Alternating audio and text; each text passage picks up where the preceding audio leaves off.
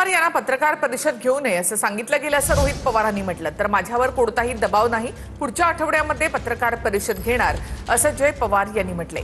राज्य सरकारने दादांच्या अपघाताच्या तपासासाठी अजून सीबीआयकडे प्रस्ताव पाठवला नाही असं रोहित पवार म्हणाले.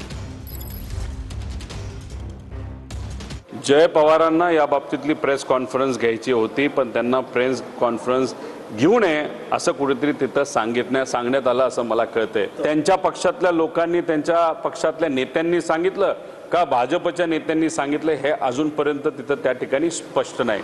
आम्हाला सर्वांना माहिती पाहिजे की नक्की काय झालं. मला माहिती आहे तुम्ही सगळे माझ्या पत्रकार परिषदेसाठी थांबलेले आहेत. ते पुढच्या आठवड्यात होणार आहे आणि त्या पत्रकार परिषदेत मी जे काय माझ्या मनातलं आहे आणि जे काय माहिती आहे मी तिथं तुम्हाला सगळ्यांना देईल. आम्ही विचारपूर्वक हा निर्णय घेतला सगळ्यांनी आणि दबाव आमच्यावरती कोणाचाच नाही आहे. जो काही सुशांत सिंग राजपूतचा विषय झाला होता तेव्हा बिहारच्या मुख्यमंत्र्यांनी जेव्हा प्रस्ताव सीबीआयकडे पाठवला दुसऱ्या दिवशी तो स्वीकारण्यात आला होता.